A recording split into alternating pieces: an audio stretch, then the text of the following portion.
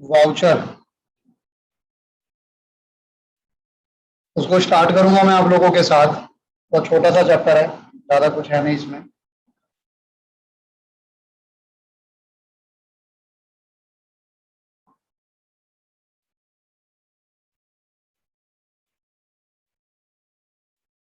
देखो, आप कुछ भी परचेज करते हो, आप शॉप पे जाते हो, कुछ भी परचेज करते हो ना, आपको एक बिल मिलता है, इनवॉइस जिसको हम लोग कहते हैं।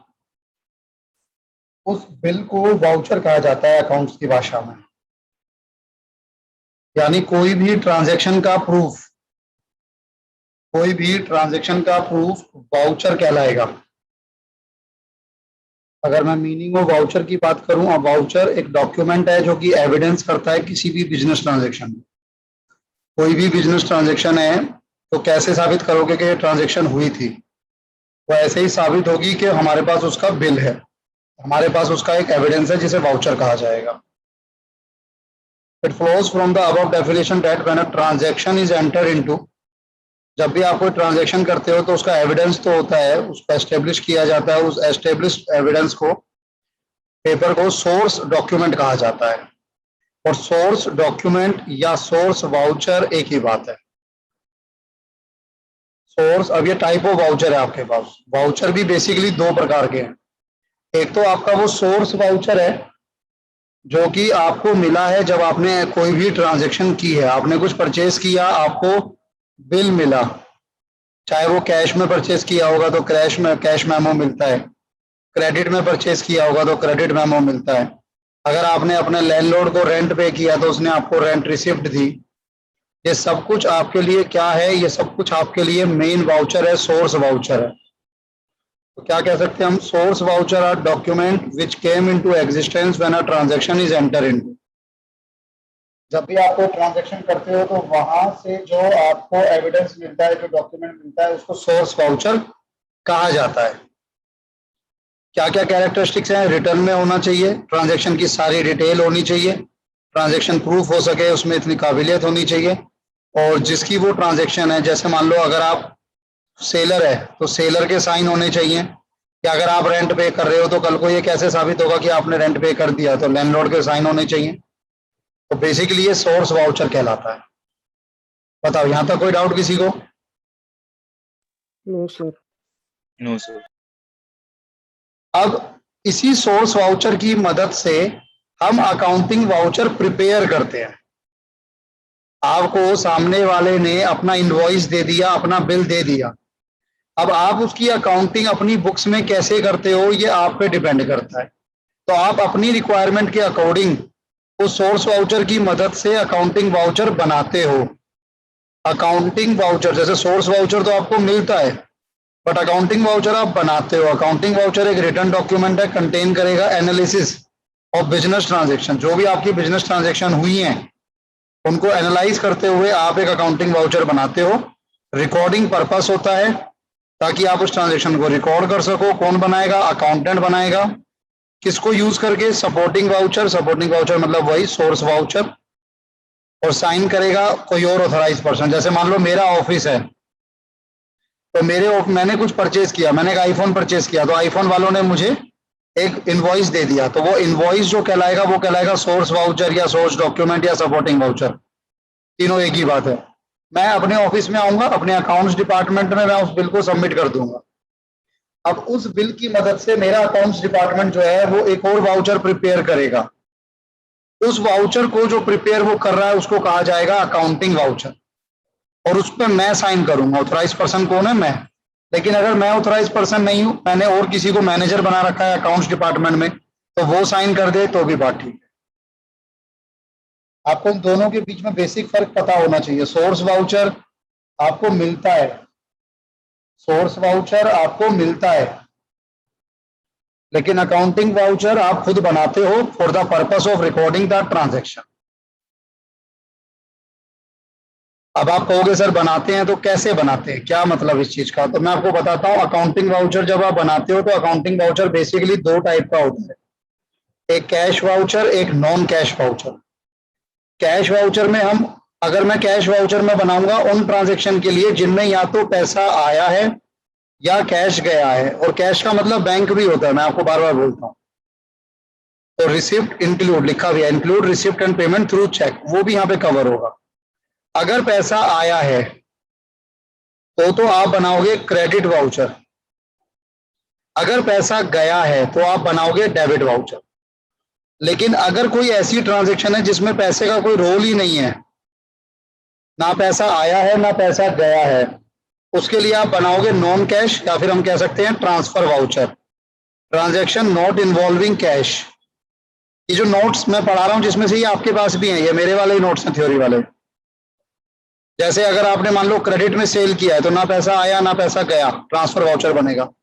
आपने क्रेडिट में परचेज किया तो ना पैसा आया ना पैसा गया, ट्रांसफर वाउचर बनेगा। लेकिन अगर आपने गुड्स सेल सोल्ड किए हैं कैश में, पैसा आया, क्रेडिट वाउचर। आपने फिक्स्ड एसेट बेचा कैश में, पैसा आया, क्रेडिट वाउचर। आपने इन्वेस्टमेंट बेची, पैसा आया, क्रेडिट वाउचर।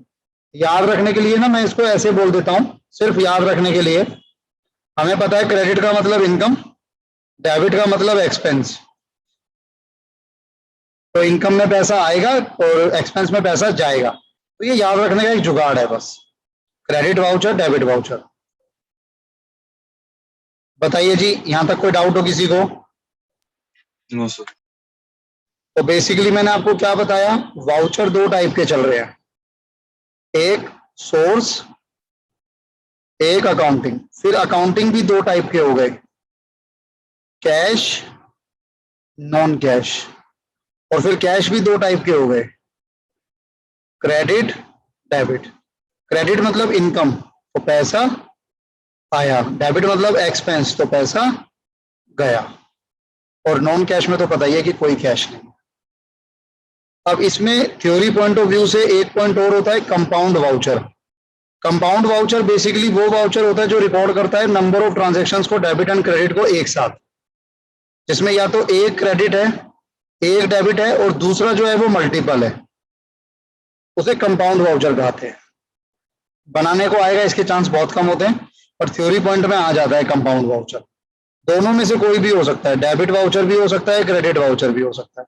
मान लो मैं आपसे कहता हूं कि मैंने 31 मार्च को रेंट पे किया 5,000, और इसी डेट को मैंने सैलरी पे की 3,000। तो अब दोनों में पेमेंट हो रही है, पेमेंट हो रही है तो डेबिट वाउचर बनाएंगे हम। और डेबिट वाउचर में बनाने का मेरा मतलब हो गया कि मैं रेंट को भी डेबिट कर दूं, मैं सैलरी को भी डेबिट कर दूं, और क्रेडिट किसको कर दूं, कैश को। 5, 3 और 8,000, तो दो डेबिट हो गए और एक क्रेडिट है। उल्टा भी हो सकता है, दो क्रेडिट हो एक डेबिट हो, उसे भी कंपाउंड वाउचर ही कहा जाएगा। बताइए जी, कोई डाउट? No sir. एक सेकंड दीजिएगा। सो वॉइस ब्रेक हो रही है।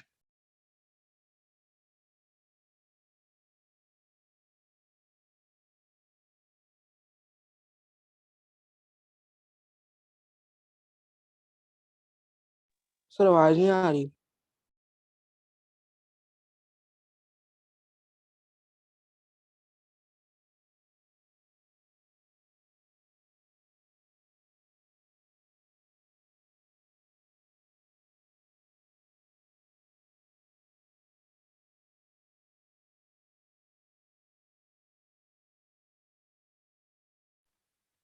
सर अगर आप कुछ बोल रहे हो तो आपका माइक म्यूट है।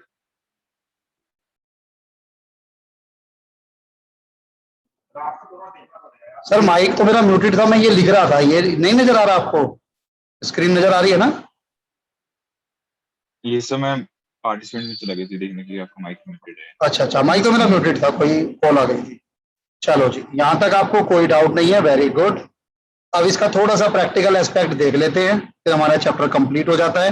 तो तीन तरह के बेसिक वाउचर बनते हैं, debit voucher, credit voucher, non cash voucher. अब ये आपको पता लगाना होता है कि कौन सा बनाना है। पैसा आएगा तो कौन सा बनाओगे? क्रेडिट। क्रेडिट। पैसा जाएगा तो डेबिट। अब जैसे कहता है कि following transaction took place in good luck tailoring shop, prepare accounting voucher. Source voucher कभी नहीं बनाने को बोलेगा, सोर्स वाउचर आपको कभी बनाने को नहीं बोलेगा, वो तो आपको मिलता है, वो बनाना थोड़ी होता है, बनाना प्रिपेयर तो हमको अकाउंटिंग वाउचर करना है। अब हमने बॉट किया टेलरिंग मटेरियल फॉर कैश, तो पैसा आ रहा है या जा रहा है? सर जा रहा है। तो कौन सा वाउचर? Debit voucher. तरीका देख लेना, 720 रुपए का माल खरीदा 1 जनवरी को।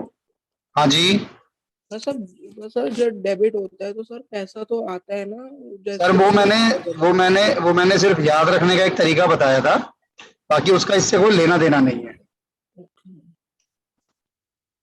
तो सर जो हमने पुराना चैप्टर में सर, तो डेबिट में तो पैसा आएगा ना? हाँ सर, वो उसका नेचर है। अगर आप मेरे से पूछोगे कि कैश का नेचर, तो मैं बोलूंगा सर कैश एसेट है, आएगा, इंक्रीज होगा तो डेबिट, डिक्रीज होगा तो क्रेडिट, वो तो ऐसे ही रहेगा। लेकिन यहाँ पर वो चीज नहीं है, यहाँ तो हम वाउचर बता रहा हूँ आपको कैसे बनता है। बढ़ूंगे अब, जिससे जो आपकी कंपनी है, जैसे मैसर्स गुडलक टेलर, तो सबसे पहले आपने उसका नाम लिखा। नोट मत करना सर, इसको नोट करने जैसा कुछ नहीं है, इलस्ट्रेशन टीएस ग्रेवाल की देख लोगे, हो जाएगा आपका। जब भी आपके फर्स्ट टर्म होंगे उसमें जरूर आएगा 4-5 नंबर का ये क्वेश्चन, उसके बाद ये चैप्टर कभी नहीं पूछा जाता। जो आपकी कंपनी है उसका नाम, रिसीव्ड रुपीज लिख के छोड़ना है बस, इसमें करना नहीं है कुछ भी। Voucher number, date, amount. अब ये बस आपको ये देखना है सर, यहाँ पे पंगा है। जैसे डेबिट वाउचर है ना, तो आपको इसकी एंट्री पता होनी चाहिए। जैसे आपने टेलरिंग मटेरियल खरीदा, तो आप जनरल एंट्री क्या करते हो? Purchases to cash. तो डेबिट वाउचर है तो हम डेबिट वाला लिखते हैं, डेबिट परचेज अकाउंट और उसका अमाउंट, और ये उसका टोटल आ गया। नीचे sign authorise signatory signed accountant revenue stamp. सिर्फ फॉर्मेट याद करना पड़ेगा इसका आपको।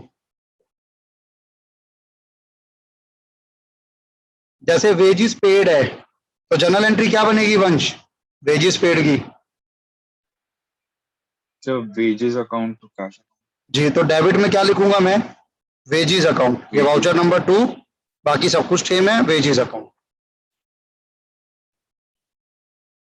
कोई डाउट है तो बताइए। सर एक बार ऊपर एक बार देखने दो मेरे को।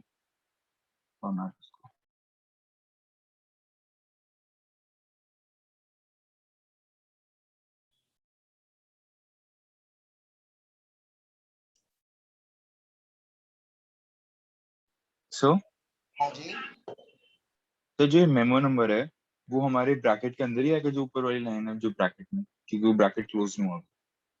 हाँ ये ऐसे ही आएगा सर, मेमो नंबर 338 ऐसे बंद हो जाएगा।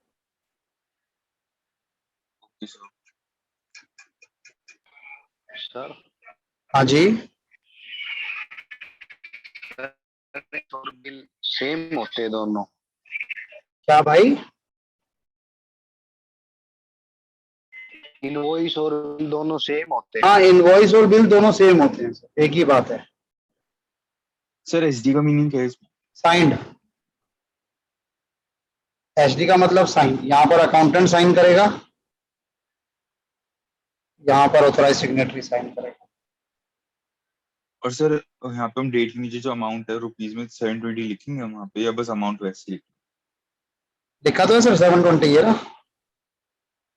सर वो नीचे नेक्स्ट लाइन के बाद है ना? हाँ वो ऐसे ही है सर, वो सेम है, वो एक लाइन है उसके ऊपर। ये बेसिकली आपका एक कॉलम हो गया ना अकाउंट अमाउंट वाला। सर आपका मैं ये वाला फॉर्मेट फॉलो करूँ या जो टीएस में दे रखा है वो वाला करूँ? थोड़ा सा चेंज है। हाँ थोड़ा सा ही चेंज है सर, टीएस वाला करो। Okay sir. जैसे टीएस में ये जो रिसीव्ड है ना, ये भी ऐसे करके टेढ़ा लिखा हुआ होगा, यस तो वो वही फॉलो करो टीएस वाला। अब ये टाइपिंग में टेढ़ा हो नहीं पाता है, थोड़ा सा ये दिक्कत आ जाती है। Okay sir. आगे बढ़ूं वंश? Yes sir. अब ऐसे ये देखो, कुछ भी है आपको एक बार ना सारा देख लेना होगा। स्टार्टेड बिजनेस विद कैश, तो बिजनेस में पैसा आ रहा है या जा रहा है? आ रहा है। आ रहा है, तो आ रहा है तो कौन सा बनाएंगे? Credit voucher. Credit voucher. अब क्रेडिट वाउचर का थोड़ा सा फॉर्मेट अलग हो जाएगा।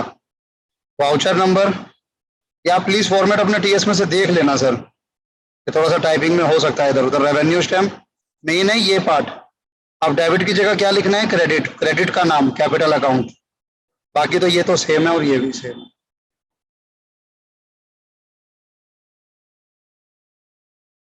शायद रिसीव्ड रुपीज है नहीं ना उसमें। नहीं है सर। हाँ वही मैं सोच रहा था, ये होगा नहीं इसमें। सर इसमें हेडिंग भी नहीं है, जो मतलब जो उसका कंपनी का। हाँ कंपनी का नाम भी नहीं होगा सर। सर इधर होगा ही नहीं इसमें क्रेडिट वाउचर। नहीं होगा, टीएस में है, टीएस में भी नहीं होगा मेरे ये हिसाब से। सब तो क्रेडिट वाउचर है टीएस। क्रेडिट वाउचर तो लिखना है टोटल, उसका नाम भी आएगा। इस क्वेश्चन में नहीं है कुछ कंपनी का नाम ना। नहीं सर, टीएस में तो दे रखा है, जो मैं वो देख रहा हूँ एग्जाम्पल, उसमें दे रखा है क्रेडिट वाउचर के नीचे हैरी एंड सन प्राइवेट। हाँ इस क्वेश्चन में नहीं है मेरे भाई, मैं ये कह रहा हूँ क्वेश्चन में ना कंपनी का नाम नहीं है इसलिए नहीं आया। अच्छा सर। वैसे आएगा, ओके सर। ये रिसीव्ड नहीं आएगा। सर इसमें रेवेन्यू स्टैम्प भी नहीं दे रखा। रेवेन्यू स्टैम्प तो क्रेडिट वाउचर होना चाहिए मेरे हिसाब से, नहीं है वो भी। नहीं सर, नहीं। चलो आप फॉर्मेट उसी का देख लेना सर, टीएस का फॉर्मेट में इसमें चेंजेस आ सकते हैं, मैं मना नहीं करूंगा। ओके। आप फॉर्मेट देख के अगर आपको कोई डाउट होगा तो वो मेरे से आप पूछ लें। मैं कल भी एक वंश क्लास रख लूंगा शाम को ना, 7 बजे के आसपास। परसों है ना आपका पेपर यस सर। तो जो डाउट्स वाउट्स अगर और भी कोई आएंगे तो हम परसों भी क्लास रख लेंगे। ये तो मैं आपको मोटा मोटा एक बार बता रहा हूँ। अच्छा इसमें एक ये वाली एंट्री देखो, open a bank account in Canara bank 6,000। अगर आप कैनरा बैंक में अकाउंट ओपन करते हो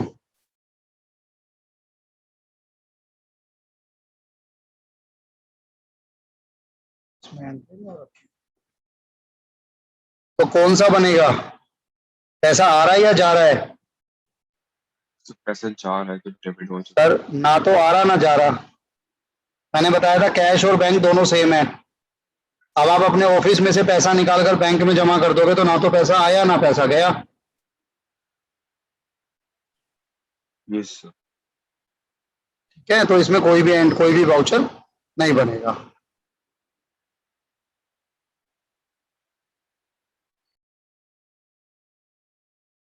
purchase go garments on credit, कौन सा वाउचर बनाओगे? सर सर इसमें भी नहीं होना। डेबिट। सर क्रेडिट पे परचेज किया है तो कैश इन्वॉल्व नहीं है, नॉन कैश तो नॉन कैश एंट्री क्या होती है? Purchase account debit to credit. Creditors तो परचेजेस, तो ये जब आप नॉन वाउचर बनाओगे तो उसमें दोनों आएंगे, डेबिट भी आएगा और क्रेडिट भी आएगा। और ये दो दो बार अमाउंट आएंगे, ये अमाउंट उसका टोटल, ये अमाउंट उसका टोटल। सर एक से नहीं। सर हमने मतलब इसका वाउचर क्यों बनाया जब हमारा कैश इन्वॉल्व नहीं तो। सर कैश इन्वॉल्व नहीं था तभी तो ट्रांसफर वाउचर बनेगा। ये वाला जो है इसमें कैश इन्वॉल्व है लेकिन ना तो पैसा आ रहा है ना पैसा जा रहा है, इसीलिए नहीं बना। और अगर कैश इन्वॉल्व नहीं है तो non cash voucher, transfer voucher.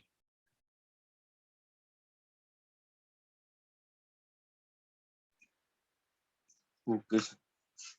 Sir transfer voucher का फॉर्मेट है। सर डेबिट क्रेडिट दोनों आएंगे। Okay sir.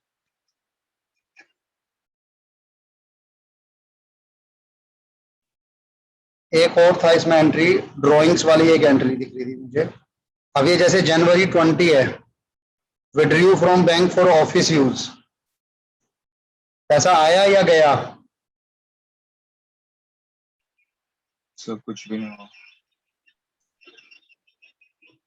नहीं ये वाला नहीं, इसमें तो कुछ भी नहीं हुआ। अच्छा withdrew 500 for personal use, entry pass करते हो? Sir personal use drawing accounts to cash. Drawing नहीं sir, sorry, drawing account to cash. सही तो है, हाँ वही। तो पैसा जा रहा है, कौन सा वाउचर? Debit voucher.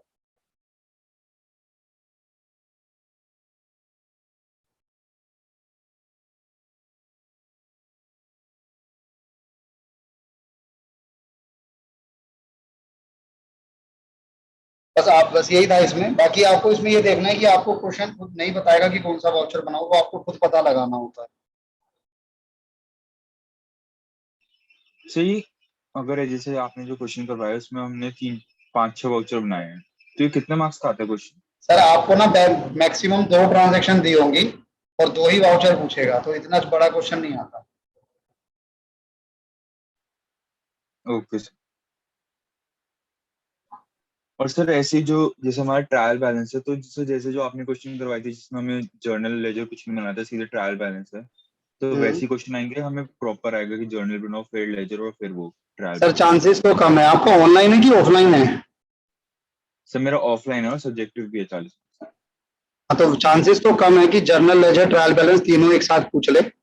ज्यादा चांसेस इस चीज के होते हैं कि एक तो 5 4 एंट्री का छोटा क्वेश्चन आएगा जिसका जर्नल और लेजर पूछे, और एक जनरल एंट्री का थोड़ा सा ट्रिकी क्वेश्चन आएगा जिसमें डिस्काउंट की और ये सब एंट्री होती हैं, चैरिटी वाली, तो वो आएगा 5 नंबर का। और ट्रायल बैलेंस अलग से आएगा जिसमें आपको बैलेंसेस दिए होंगे, आपको ट्रायल बैलेंस बनाना होगा बस। Okay sir. एक सर मेरे को उसमें बताओ क्या डाउट आ रहा है। मैंने आपको वो वीडियो भेजी थी उसकी, कौन सा चैप्टर था वो, क्या नाम था उसका, जीएसटी वाउचर, तो यही था अपने तो पास। जीएसटी की, तो जीएसटी में जब तक आपने वो समझाई थी जर्नल एंट्री तब तक तो समझ में आया, लेकिन सर जब आप आउटपुट इनपुट वाला करवाने लगे तो वो वाला पार्ट समझ में। ठीक है।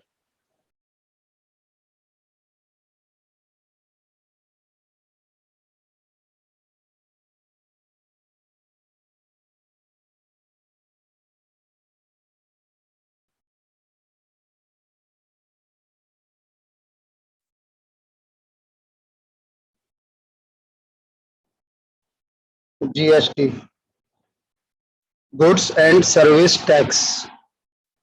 अब आपको ना 2 3 चीजें समझनी होंगी। जैसे जीएसटी के अंदर हम बेसिकली क्या करते हैं, सेल एंड परचेज। अगर मैं सेल की बात करूं तो जब भी मैं सेल करूंगा ना, तो मैं एक वर्ड यूज करूंगा, आउटपुट जीएसटी। और जब भी मैं परचेज करूंगा तो मैं एक वर्ड यूज करूंगा, इनपुट जीएसटी। अब ये जो सेल या परचेज है, ये इंटर स्टेट भी हो सकती है और ये इंट्रा स्टेट भी हो सकती है। इंटर स्टेट का क्या मतलब है, तो दो एक स्टेट। बंदा, हाँ 2 स्टेट्स के बीच में, एक बंदा दिल्ली बैठा है और उसकी ट्रांजैक्शन हो रही है मुंबई में। मैं दिल्ली में बैठकर मुंबई में माल बेच रहा हूं। इंट्रा स्टेट में क्या है, इंट्रा, इंट्रा मतलब होता है सिंगल। तो स्टेट के अंदर ही हो हाँ, सकता है। स्टेट के अंदर ही। अब कोई भी आइटम है, मान लो मैं आपको एक एग्जांपल ले रहा हूं कि जीएसटी का रेट है, टैक्स का रेट है 18% किसी प्रोडक्ट पे। अगर आपने इंटर स्टेट किया तो जो भी आपका जीएसटी रेट है वो 2 पार्ट्स में इक्वली डिवाइड हो जाता है, और एक को नाम दिया जाता है सीजीएसटी, एक को नाम दिया जाता है एसजीएसटी। अब जैसे 18% है तो 9% 9%। अगर 28% रेट होता तो 14% 14%। 5% सर, रेट होता तो 2.5% 2.5%। हाँ जी। सर ये उल्टा नहीं हो गया? इंटरेस्ट रेट में नहीं होता ये? हाँ ये उल्टा हो गया, मैं भी वही सोच रहा था, सारा कैंसिल करना पड़ेगा, इतना अच्छा लिख रहा था। दिल्ली से मुंबई गए तो हमारा चार्ज होगा आईजीएसटी,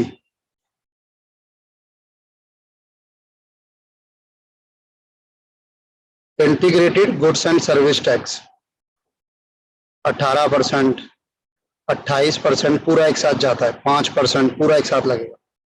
लेकिन अगर मैं इंट्रा स्टेट में हूं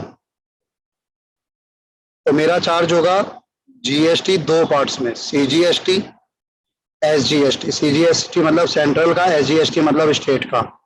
अब अगर 18% है तो 9% 28% है तो 14% और 5% है तो 2.5%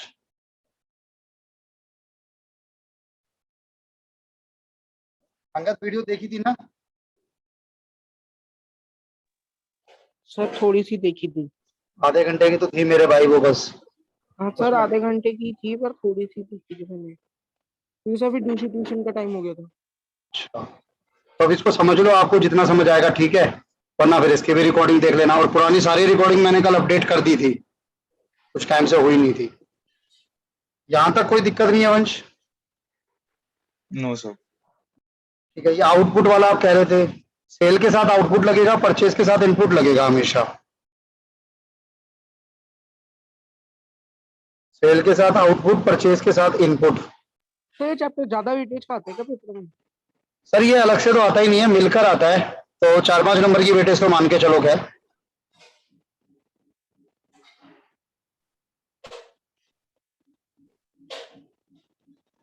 अब ये इलस्ट्रेशंस अगर आपने देखी हो, ये कुछ इलस्ट्रेशंस थी आपके पास आपकी बुक्स में, परचेज किए गए गुड्स कैश में 5,000 जीएसटी मिलाकर। कई बार तो ये खुद ही बता देता है सीजीएसटी एसजीएसटी। तो वैसे आप परचेज की एंट्री क्या करते हो? Purchases to cash. अब परचेजेस के साथ, अब क्योंकि आप परचेज कर रहे हो तो इनपुट आ जाएगा, purchases debit, input debit to cash. 5,000, उस 5,000 का 9% और उस 5,000 का 9%। बताओ कोई दिक्कत हो तो? No sir. No sir. जब मैं सोल्ड करूंगा गुड्स, और इसका कोई लेना देना नहीं कि कैश में बेच रहे हैं या उधार पे बेच रहे हैं, ये तो आएगा ही आएगा। अगर आप सोल्ड कर रहे हो तो सोल्ड के साथ आता है आउटपुट, और सोल्ड में एंट्री क्या होती है? Cash to sales. तो अगर सेल्स नीचे है, मतलब ये क्या है ना, बेसिकली आईजीएसटी, कोई भी सीजीएसटी एसजीएसटी आईजीएसटी, ये कैश के साथ नहीं आता, कैश वाली साइड नहीं आता, अपोजिट साइड आता है, जिस साइड परचेज या सेल आ रहा है। तो जैसे अब ये सेल कर रहे हो आप, सेल फॉर गुड्स कैश, तो सेल के साथ आएगा output CGST, output SGST. Cash debit, to sales, to output, to output.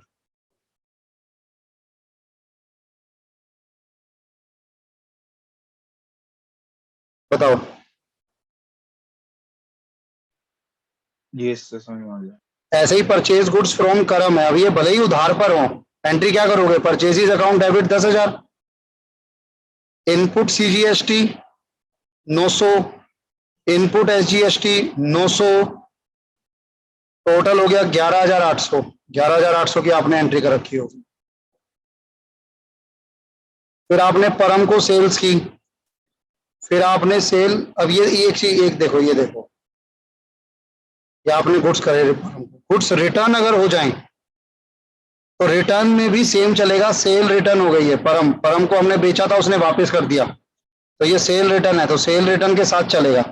Cell return debit. अब ऐसा नहीं है कि सर डेबिट में इनपुट आता है, नहीं, जब आपने बेचा था तो सेल के साथ आउटपुट था, तो वापस भी क्या आएगा? आउटपुट ही आएगा, टू परम। और ऐसे ये परचेज रिटर्न है, तो परचेज के साथ इनपुट था, तो वापस भी क्या आएगा? इनपुट रिटर्न है, इनपुट जीएसटी आएगा।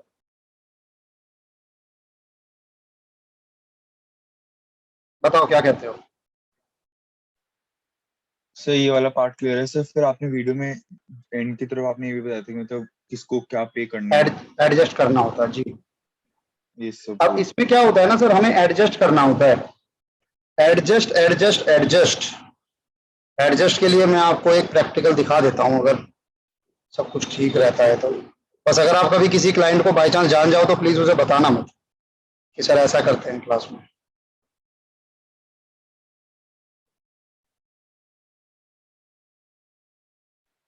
सर ये एडजस्ट करने के लिए भी आता है या बस जर्नल एंट्रीज आता सर आ जाता है, डिपेंड करता है स्कूल में। सर स्कूल वालों का लफड़ा क्या है ना, वो कराते कुछ नहीं है, देना सब चाहते हैं।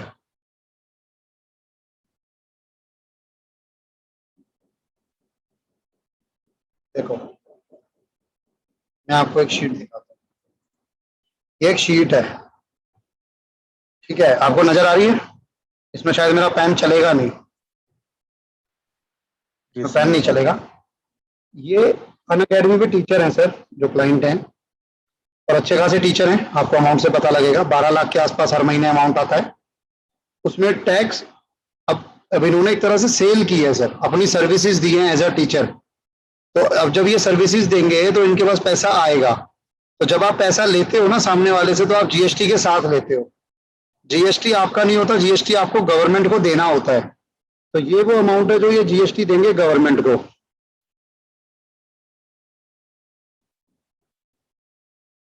इस वाले को देखो, ये वो अमाउंट है जो ये गवर्नमेंट को देंगे, 2,10,112। लेकिन इसी महीने में इन्होंने कुछ सर्विसेज ली भी होंगी, जैसे ऑनलाइन कोई सर्विसेज ली होगी, कोई मोबाइल परचेज किया होगा, कोई लैपटॉप परचेज किया होगा, तो इन्होंने उस पर जीएसटी पे किया होगा। ये सब जीएसटी वो है जो पे किया। हम इसको बोलते हैं क्रेडिट ऑन परचेज अपनी भाषा में। तो ये सब हट जाएगा, इतना पैसा आपका आप पहले ही दे चुके हो जीएसटी का, तो इसमें से ये माइनस करोगे तो इतना आपको सरकार को और देना है। पेबल इन कैश लिखा हुआ है इसके आगे। आता है मोटा मोटा समझ? Yes sir.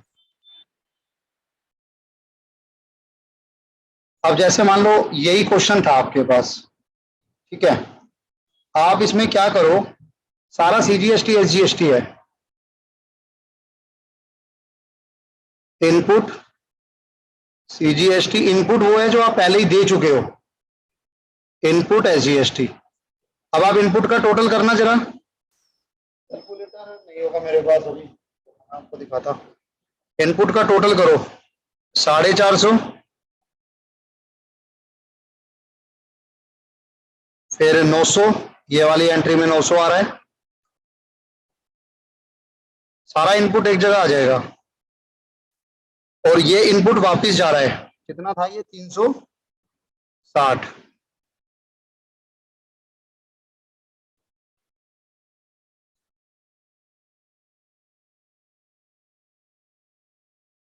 देखना कितना बचेगा,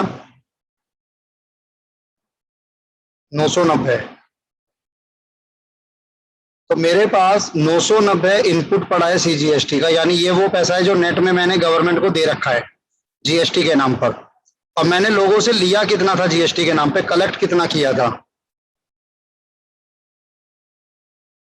सर हाँ जी हम इनपुट एसजीएसटी नहीं कैलकुलेट। सर, दोनों सेम होते हैं, मैंने बताया ना इक्वली बढ़ता है। तो अगर इसका 990 है तो उसका भी 990 ही आएगा। तो सर मतलब फिर अगर हमें ये निकालने कि हमने गवर्नमेंट को ऑलरेडी हम पे कितना कर चुके हैं, हाँ तो उसको हम ट्वाइस नहीं करेंगे? हाँ बिल्कुल करेंगे सर, लेकिन अभी मैं एडजस्ट करना बताऊंगा ना आपको, एडजस्ट कैसे। ओके। अब ऐसे ही मैं आउटपुट निकालूंगा, तो 8,000 का 9%, 720। फिर आपने यहाँ पे सोल्ड किया 15,000 का 9%, पर हमको बेचा था 1,350।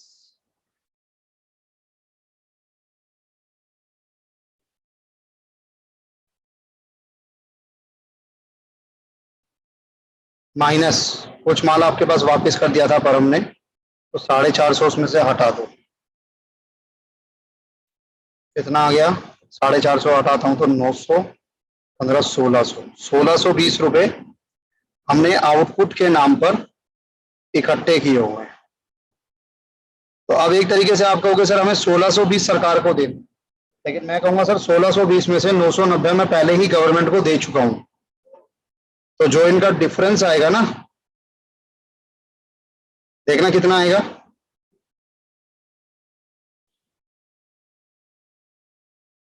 630 रुपए। ये मैं पे करूंगा इन कैश गवर्नमेंट को। मोटा मोटा समझ आता है?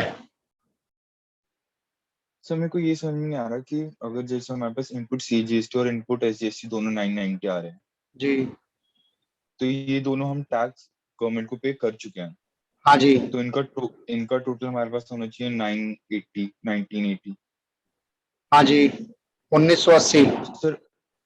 सर अगर हम इतना पे कर चुके हैं और हमने 1620 ले रखा है दूसरों से पे करने के लिए, नहीं नहीं सर, तो आप इसको भी तो ट्वाइस करो ना, इसको क्यों नहीं ट्वाइस कर रहे? सर ये तो हमने एक ही बार लिया ना। नहीं नहीं सर, मैंने दोनों ऐसे ही निकाले हैं, मैंने दोनों में सिर्फ सीजीएसटी टोटल किया था। अच्छा सर ठीक है सर। अब इसमें जो एडजस्ट करने का तरीका होता है ना सर, वो वैसे ये होता है, हालांकि वो थोड़ा सा बड़े लेवल पे है, वो आते नहीं है क्वेश्चन, फिर भी मैं आपको बताता हूँ। शायद है भी नहीं आपके कोर्स में ना।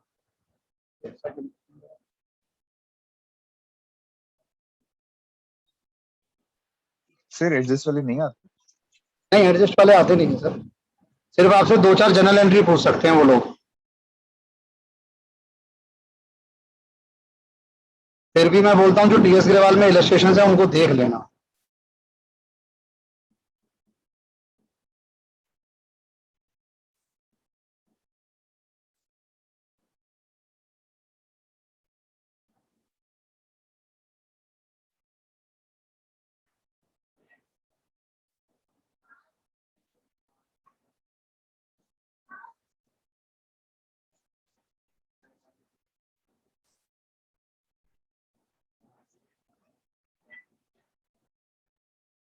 ये देखो, ये क्या लिखा है यहाँ पे, including trade discount freight and for simple GST calculation. ये सिंपल वाला आता है सबसे, स्केल ऑफ कैलकुलेटिंग जीएसटी।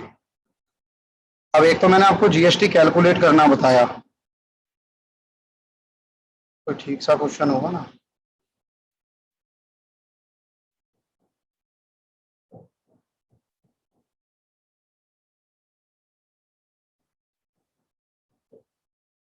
एक बार आप इसकी इलस्ट्रेशन देख लेना, क्या नाम है बंच, क्योंकि मैं इनको नहीं कराऊंगा सबको ना, आपको एक बार देख लेना, और कुछ होगा तो मेरे से कल पूछ लेना। सर मैं फोन करूंगा। हाँ दीपक। सर ऐसा हो सकता है इनपुट जीएसटी का टोटल ज्यादा आ जाए आउटपुट बिल्कुल बिल्कुल बिल्कुल बिल्कुल हो सकता है सर, बिल्कुल हो सकता है। मैंने परचेज किए गुड्स, तो फिर वो मेरे अकाउंट में ना पड़ा रहता है। जैसे मान लो मैं आपको कहता हूं, मैंने 1 अगस्त को गुड्स परचेज किए ₹4,10,000 एट द रेट ऑफ 18% इन दिल्ली, और मैं भी दिल्ली में ही हूं, तो मैं क्या एंट्री करूंगा, purchases, input CGST, input SGST, to cash 10,000, 900, 900, 11,800। फिर मैंने 20 अगस्त को सोल्ड किए 5,000 गुड्स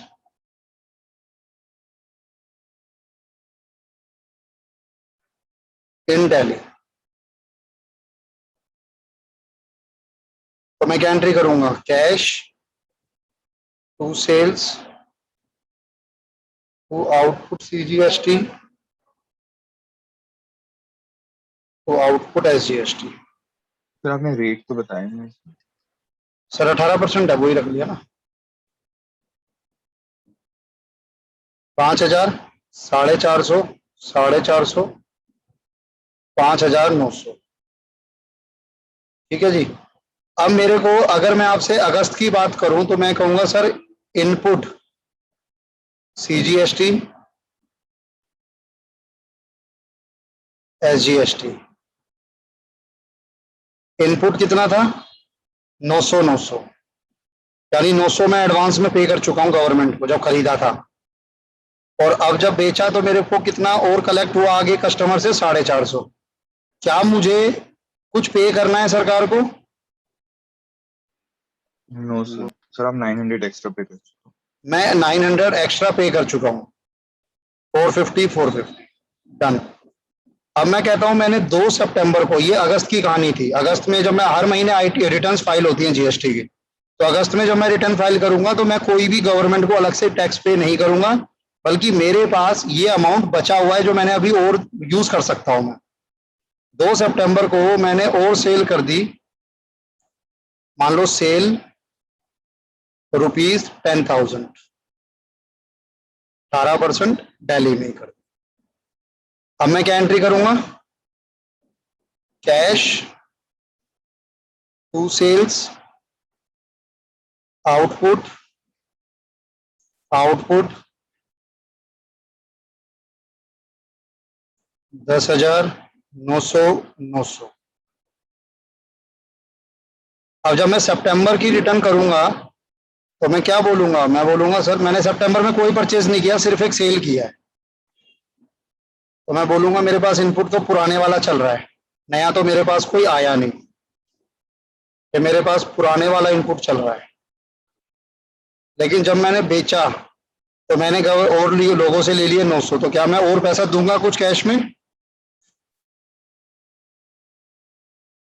जी 450 यहाँ, 450 यहाँ।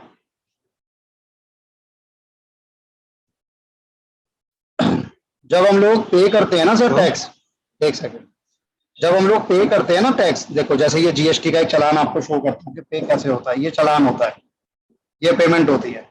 तो पेमेंट में भी हमें बताना पड़ता है कि मैं कितना सीजीएसटी पे कर रहा हूँ, कितना आईजीएसटी पे कर रहा हूँ, या कितना एसजीएसटी पे कर रहा हूँ, ये मेरे को बताना पड़ता है। बोलो सर। सर मैं कह रहा था कि जैसे आपने कहा कि अगस्त के मंथ के एंड में हम करते हैं ये वाला रिटर्न वाला, तो सर हम हर मंथ के एंड में करते हैं सिर्फ अगस्त के एंड? नहीं नहीं, हर मंथ के sir, every month, okay every month. आप देखो मैंने इसमें एक फोल्डर बनाया हुआ है, ये गलती से 2 जुलाई है, वो तो गलती से है, जून जुलाई अगस्त, आपको हर महीने का नजर आएगा, हर महीने होता है सर। Okay sir. अच्छा, अगर आपका आउटपुट आईजीएसटी पड़ा है, यानी आपको आईजीएसटी पे करना है, तो हमारे पास ना देखो, सबसे पहले मैं क्या यूज करूंगा, मैं ऐसे करता हूं, इनपुट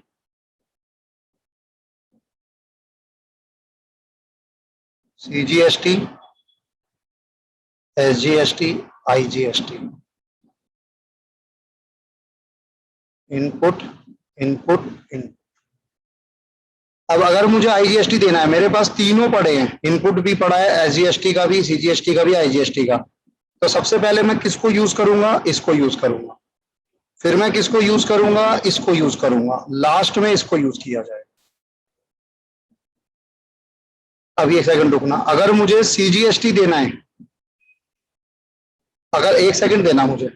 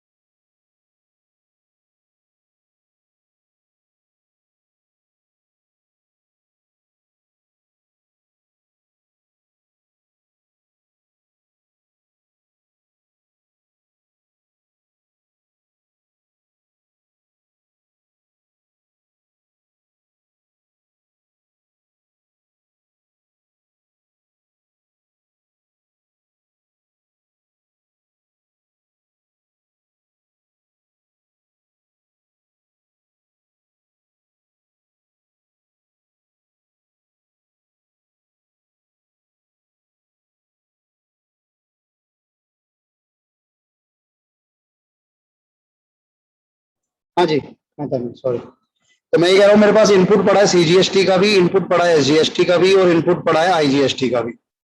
अब मेरी जो टैक्स लायबिलिटी बन रही है, आउटपुट का मतलब है टैक्स लायबिलिटी, वो आईजीएसटी की बन रही है। तो सबसे पहले आईजीएसटी के अगेंस्ट एडजस्ट होगा, उसके बाद सीजीएसटी, उसके बाद एसजीएसटी। लेकिन अगर मेरा बन रहा है सीजीएसटी, तो सबसे पहले मेरा यूज होगा क्या, सीजीएसटी, उसके बाद आईजीएसटी, और उसके बाद एसजीएसटी। और अगर मेरा बन रहा है एसजीएसटी, तो एसजीएसटी में सबसे पहले एसजीएसटी, सेकंड आईजीएसटी, और ये इससे अलाउ नहीं हो सकता। ये एक रूल होता है भाई। अब मैं सिर्फ आपको बता रहा हूं, हालांकि आने के चांस ना के बराबर हैं, फिर भी आपको पता होना चाहिए। ये आपकी टैक्स लायबिलिटी बन रही है, और ये आपके पास इनपुट पड़े हैं। तो अगर आपकी टैक्स लायबिलिटी आईजीएसटी की फॉर्म में है, तो सबसे पहले कौन सा इनपुट उठाया जाएगा, आईजीएसटी वाला, फिर सीजीएसटी वाला, और फिर एसजीएसटी वाला। सीजीएसटी में सबसे पहले सीजीएसटी, फिर आईजीएसटी, फिर एसजीएसटी। लेकिन अगर एसजीएसटी की लायबिलिटी है, तो एसजीएसटी की लायबिलिटी कभी भी सीजीएसटी के इनपुट से एडजस्ट नहीं होती। सबसे पहले एसजीएसटी, उसके बाद आईजीएसटी, बस खत्म। एक और समझो अगर समझ में आता हो तो। ये सर थोड़ी सेंस बन रही है। हाँ सेंस तो बन रही है सर। सेंस बनने का मैं एक और तरीका बताता हूँ। जो ये है ना आईजीएसटी, ये जाता है सर सेंट्रल गवर्नमेंट को। ये सर आईजीएसटी वो आपने वीडियो में बताया था, हाँ, अभी समझ में आ रहा आईजीएसटी जाता है सेंट्रल गवर्नमेंट को। तो सेंट्रल का दिल बड़ा है। सेंट्रल कहता है एडजस्ट करो यार, जैसे मर्जी करो, मुझे कोई दिक्कत नहीं है। एसजीएसटी जाता है सर केजरीवाल जी को। केजरीवाल जी कहते हैं मैं आपका पैसा ले सकता हूं लेकिन अपना नहीं दूंगा।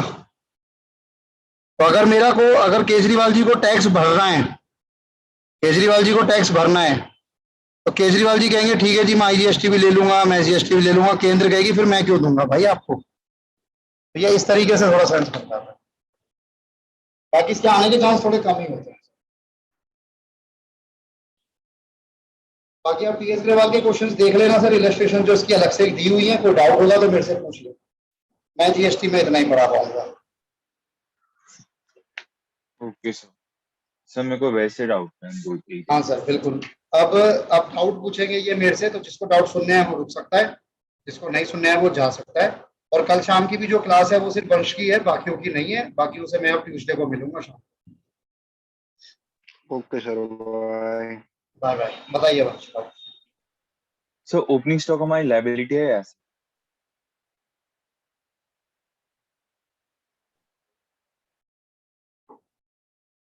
सर ओपनिंग स्टॉक हमारे लाइबिलिटी है, एसेट सर एसेट ही है। स्टॉक आपका एसेट ही होता है। Okay sir. सर और लेजर में सर नॉमिनल अकाउंट का क्या वो होता है, उसको बैलेंस में देते यानी क्या, मैंने एक बार वो आपको। वही जो हमने कल डिस्कस किया था, ट्रेडिंग पैनल में ट्रांसफर कर देते हैं।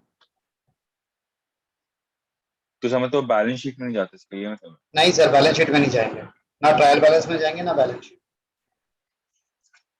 Okay sir. Nominal account salaries और इन सब का होता है ना। हाँ, जो भी आपके खर्चे हों या इनकम हो उनका होगा। सैलरीज।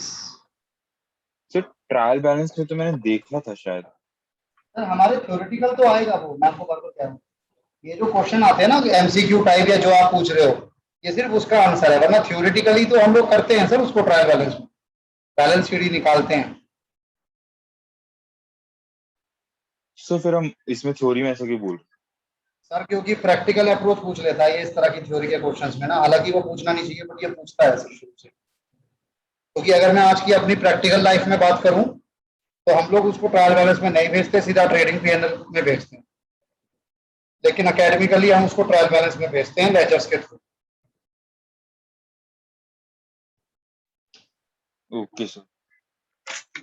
सर फिर एक क्वेश्चन है ट्रू और फॉल्स का। A post dated check received from Sohan is posted to the debit of bank account. True या false? A post dated check received from Rohan, Is journal entry है ये। posted to the, नहीं sir ये तो उसका है, laser का question. Sir post dated cheque तो हमारा जाएगा ही नहीं बैंक में।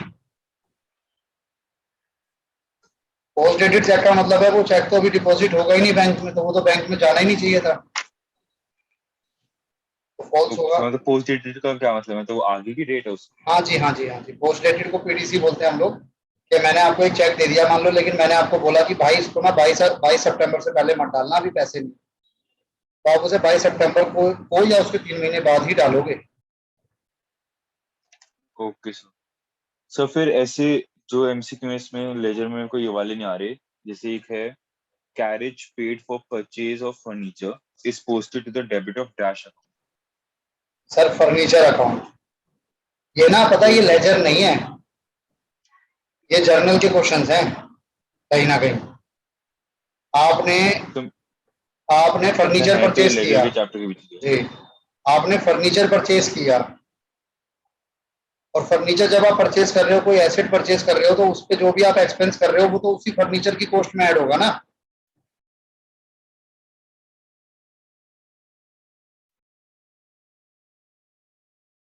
तो इसीलिए वो फर्नीचर अकाउंट में ही डेबिट हो रहा है।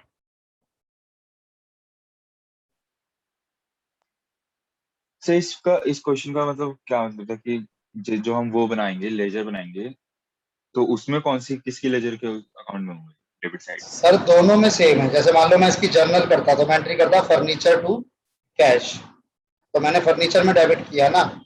अब अगर मैं इसको पोस्टिंग भी करता तो मैं फर्नीचर में करता तो डेबिट ही टू कैश लेजर में भी। तो जो चीज जर्नल में डेबिट हो रही है वो लेजर में भी तो डेबिट ही होती है। Yes sir. तो वो दोनों में कंफ्यूज मत हो, दोनों सेम ही बात है। सर फिर ऐसी ये क्वेश्चन है, Anamika has paid the amount due towards goods purchased with in the prescribed time and was allowed discount of rupees 2000.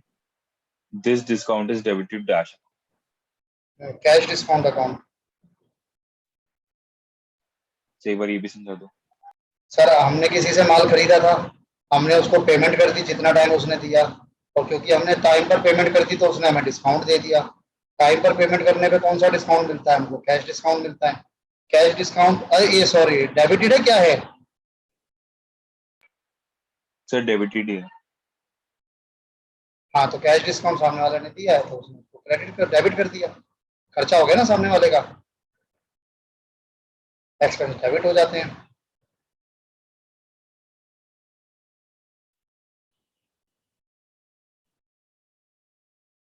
नहीं समझे?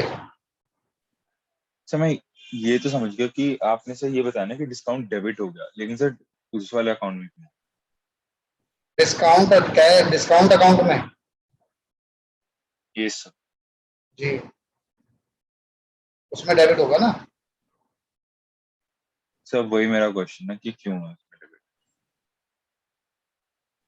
सर जनरल एंट्री सर क्या एक बार पास आप इसकी करोगे जर्नल इसकी? एंट्री कर दोगे सर एक बार? सर मैं जनरल एंट्री तो नहीं कर पाऊंगा। आप मैं बोलता हूँ ना, आप लिख लो जनरल एंट्री क्या करोगे इसकी। एक बार क्वेश्चन दोबारा पढ़ना तो। Anamika has paid the amount due towards good purchased within prescribed time and was allowed discount of rupees 2000. This discount is debited dash.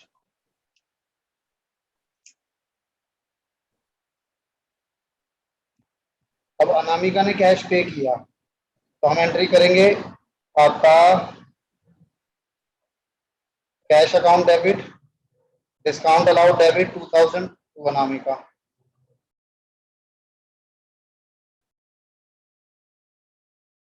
तो आपने किसको डेबिट कर दिया? आपने डिस्काउंट अलाउड अकाउंट को डेबिट कर दिया। क्यों डेबिट कर दिया? क्योंकि वो आपका नुकसान है।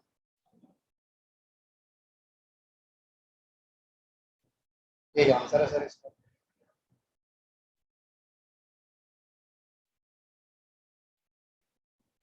सर आपने सबसे फर्स्ट वाला क्या बोला था डिस्काउंट अलाउड से पहले? Cash cash account debit.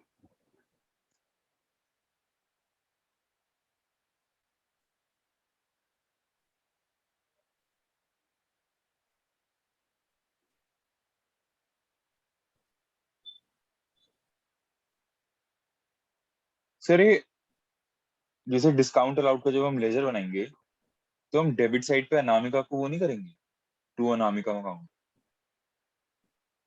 हाँ करेंगे। तो सर इसका answer this discount is debited to Anamika account में आना चाहिए।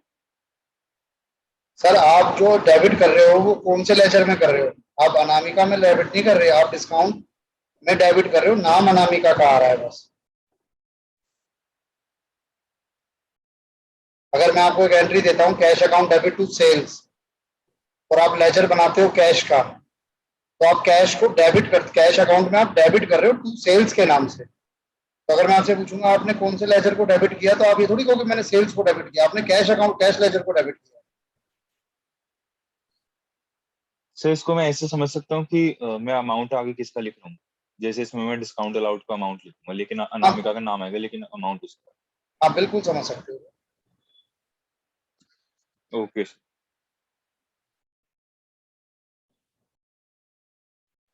सर फिर एक बार प्रोविजन और रिजर्व का थोड़ा सा मेरे को ब्रीफ में समझा सकते हो क्या है उसका? वो सर प्रोविजन बेसिकली हम लोग बनाते हैं किसी अनएक्सपेक्टेड लाइबिलिटी के लिए। मान लो मुझे फ्यूचर में लगता है कि कोई मेरा नुकसान होगा, कोई डैमेजेस होंगे, तो उसके लिए मैं आज से अपना कुछ कुछ अमाउंट करके एक्यूमुलेट करना स्टार्ट कर देता हूँ। तो मैं क्या क्रिएट कर रहा हूँ? मैं एक प्रोविजन क्रिएट कर रहा हूँ। किसी अनफोर्सिन, जो फ्यूचर की कोई लाइबिलिटी है जिसका एग्जैक्ट अमाउंट मुझे नहीं पता, बट मुझे ये पता है कि हाँ नुकसान होगा, तो मैं उसका पैसा आज से इकट्ठा करना शुरू कर देता हूँ, उसे कहा जाता है प्रोविजन।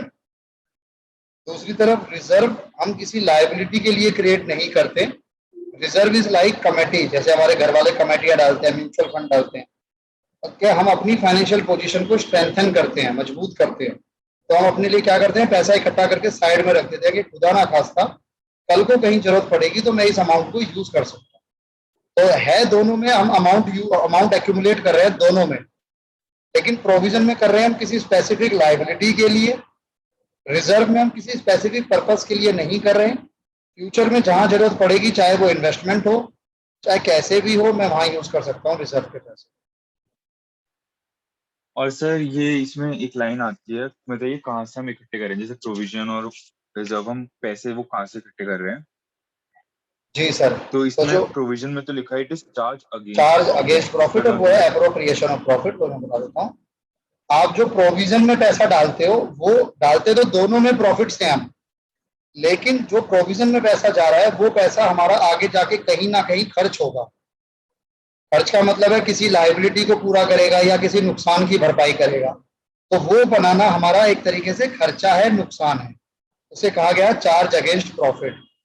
लेकिन जो हम रिजर्व बना रहे हैं, जरूरी नहीं है कि वो मेरा कहीं पे खर्चे में लगेगा, हो सकता है वो मेरा कहीं पर इन्वेस्टमेंट में लग जाए, हो सकता है कहीं ना लगे, वो मेरे पास रखा रहे, तो वो मेरा एक तरीके से बस प्रॉफिट का एप्रोप्रिएशन है, डिस्ट्रीब्यूशन है, बंटवारा है, वहां खर्चा नहीं हो रहा। ओके। और sir type of reserve, revenue reserve और कैपिटल रिजर्व बता दो। हाँ जी सर, अगर आपका जो प्रॉफिट है, जो एक देखो, दो तरह के रिजर्व बनाता हूँ मैं, दो दो तरह से प्रॉफिट को अलग करता हूँ। अगर मैं कोई ऐसे प्रॉफिट में से रिजर्व बना रहा हूँ जो मेरे रेवेन्यू नेचर का प्रॉफिट है, रेवेन्यू नेचर का प्रॉफिट क्या होता है, जो मेरा रेगुलर बिजनेस का प्रॉफिट है, उसमें से अगर मैं पैसे निकाल निकाल के साइड में रख रहा हूँ, तो वो रिजर्व कहलाएगा रेवेन्यू रिजर्व, उसको मैं कहीं पर भी यूज कर सकता हूँ। लेकिन अगर मुझे कोई कैपिटल नेचर का प्रॉफिट होता है, जैसे कोई एसेट को मैंने सोल्ड कर दिया, वहां से प्रॉफिट हो गया, या मैंने कोई ऐसा प्रॉफिट हो रहा है जो कभी कभार होगा, उस प्रॉफिट में से निकालकर मैंने साइड में पैसा रखा और रिजर्व बना लिया, तो उसे कहा जाएगा कैपिटल रिजर्व। तो दोनों में बेसिक फर्क है कि प्रॉफिट आ कहां से रहा है, पैसा आ कौन से प्रॉफिट से रहा है। अगर रेगुलर बिजनेस प्रॉफिट से आ रहा है तो रेवेन्यू रिजर्व है, अगर किसी स्पेसिफिक प्रॉफिट हुआ है, कभी कभार वाला प्रॉफिट हुआ है, कैपिटल नेचर का प्रॉफिट हुआ है, वहां से पैसा आया है, तो capital reserve. Okay sir reserve fund क्या होता है? ठीक है, जब हमारा जो रिजर्व होता है, अगर वो मैंने अपने पास रखा हुआ है, संभाल के पैसा इकट्ठा करके मैं अपने पास रखता हूँ, तो वो रिजर्व है। अगर मैं उसी पैसे को मार्केट में इन्वेस्ट कर देता हूँ, तो फिर वो रिजर्व नहीं कहलाता, रिजर्व फंड कहलाता है। सर बस इतना सा।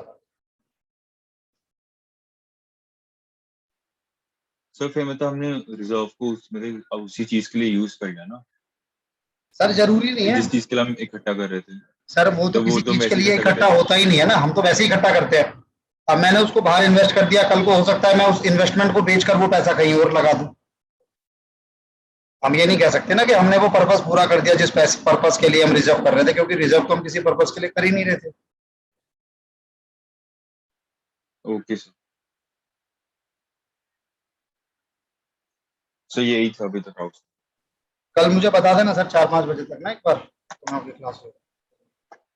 Okay okay. सर बोल।